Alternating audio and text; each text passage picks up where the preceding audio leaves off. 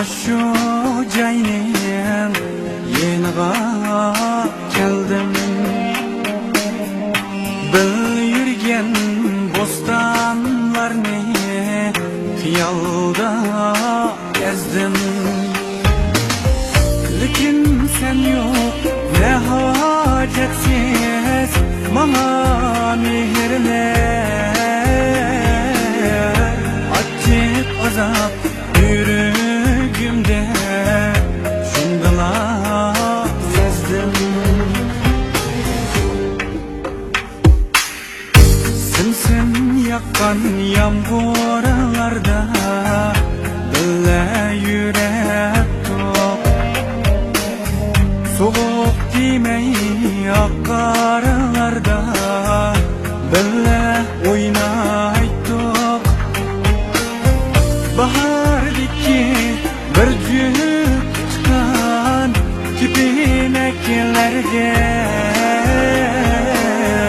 muhabbetlik şehirlerden sevgi izledeydim.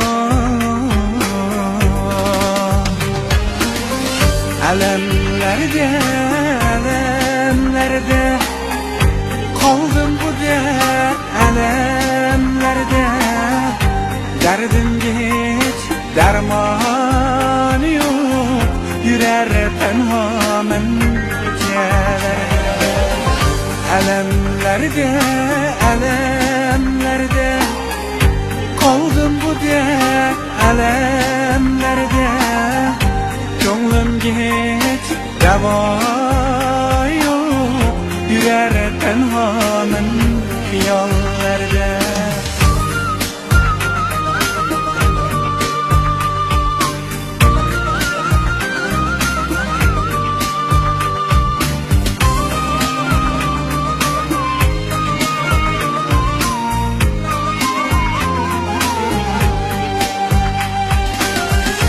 Kalbimdeki armanlarım sır bulup kaldı.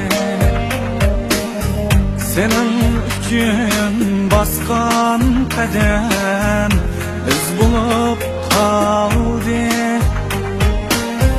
Yürekki dertlerimni insan bilmedi.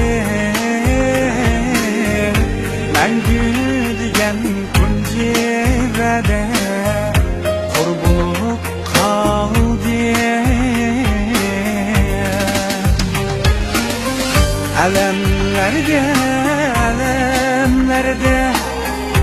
kaldım bu dert, alemlerde derdim hiç derman yok, yürer tenhamen geceler.